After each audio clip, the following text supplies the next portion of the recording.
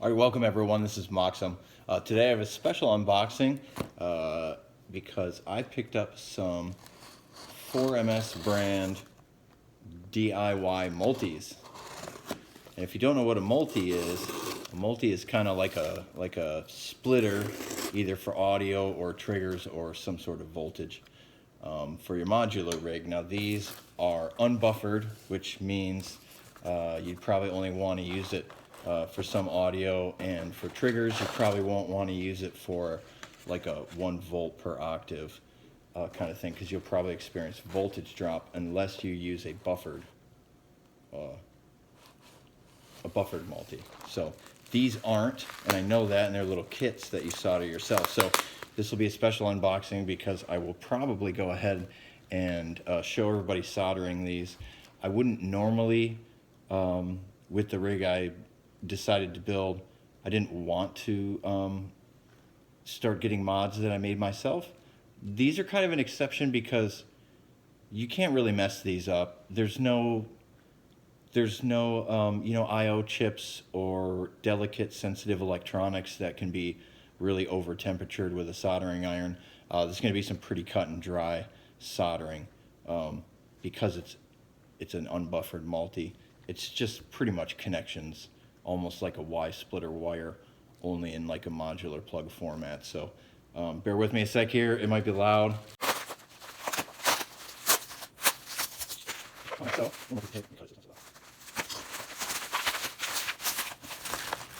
Now, I ordered these from Detroit Modular, and they are not terribly expensive. I want to say it was like 20 bucks a kit.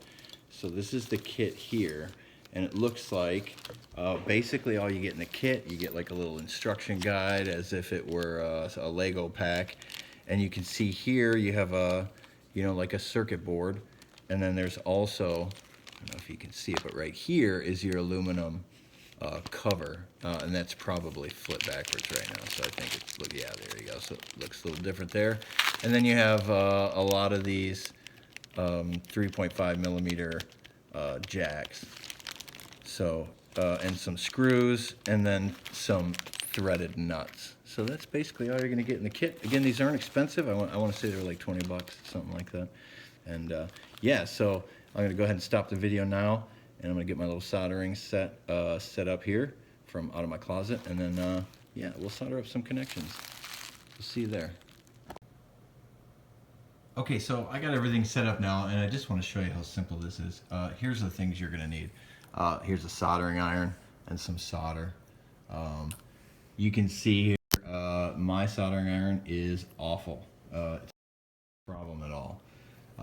I separated these things out individual parts, so I have my aluminum face plates, I have my circuit board.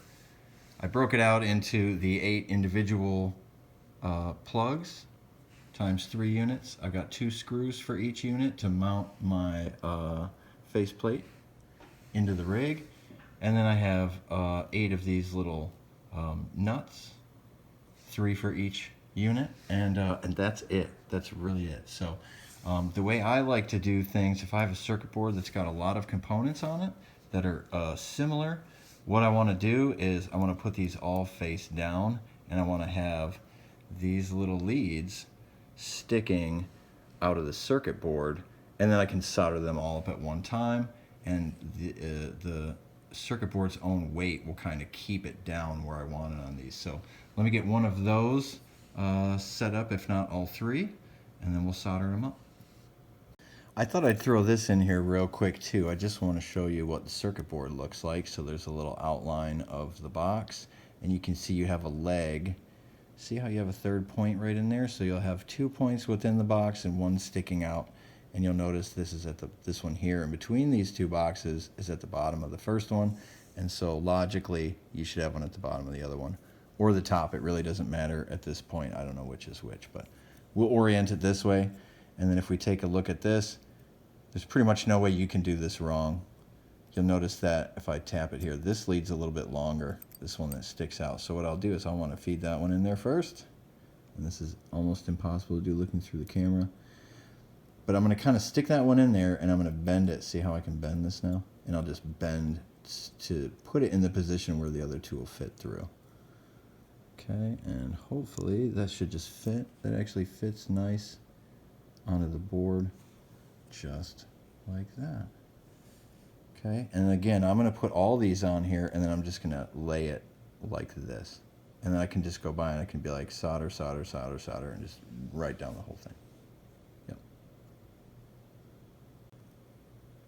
Okay, so now that we have all of the plugs on, it should look like this. And like I said, as long as you just kind of give a little overall push here, they should all help keep each other right in the same place. So I'll go ahead and do that to the other two sets, and then we'll solder these up. Okay, so all three of those are put together, and now I want to talk about the solder. Usually comes on a spool, and what I like to do is I like to roll some of it out, and then you can literally just use scissors and cut a piece. So I don't like to have a big roll in my hand. I usually just like to have a piece right here, and I can just feed that right into where I want it. Okay, so now let me show you how simple this should be. My wire's kind of in the way. It's my countertop, it's not really a workstation, but literally I'll just take the tip of that thing and put it right onto the metal pad, and I'll just feed in a little bit of solder.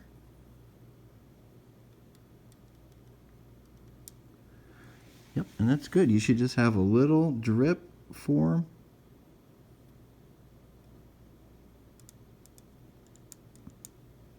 Yep, and that's all you really need to do.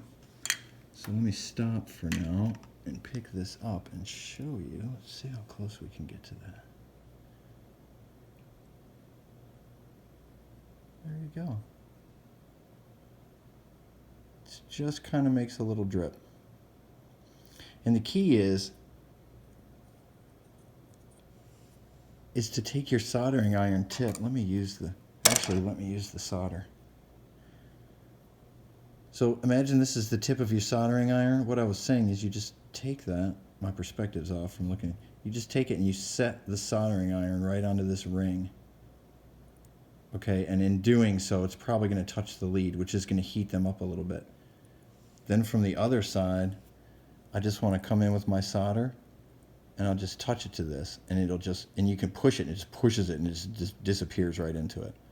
Okay, and you don't have to use too much, just a little bit, just so you see it go in probably like that much. And then you'll have enough on there. And careful, a little bit of smoke comes off. That's the flux that's usually built into the core of the solder. You do probably want to get solder with flux in it, otherwise you have to paint some flux on it, so it's nice, but it's not typically the stuff you want to breathe a bunch in. So let me solder all these up then, and then I'll be back. Okay, so I got all three of these sets soldered up, and one thing I do want to point out is do be careful with things like these. This is the little extra pieces of solder that I couldn't hold on to any longer, and so I let go of. And so you want to make sure and get these to the trash. I have a cat, you might have seen her in the videos, but those are made out, this is lead, so you know, you wouldn't want your cat eating it on accident. That wouldn't be good for him. So make sure to get those in the trash. You can see on this brand, 4MS, you can see that they have their icons, their logos on here, which is cool, because if I hold those in the upright position, and then I take the cover and hold it in the upright position, then I can just put this on, and I know I have that oriented properly. And basically at this point, all you have to do is put these nuts on here and gently tighten them up. I'd probably use some needle nose pliers and give it just probably a quarter twist tight, maybe. And of course I'd go through and I'd do them all, and then I'd go through and do them again, because you don't know if it tightened it down a little bit more, like one in between two of them. If you tighten them down more, this one might loosen up. So I'd give them all a double check, and that's basically all you have to do for this. The way that this works too is you've got one input, and you can either have 1, 2, 3, 4, 5, 6 outputs, or you can have 2 inputs and 3 outputs of the first one and 3 outputs of the second. And then also, because this is a passive multi, you can also use this backwards.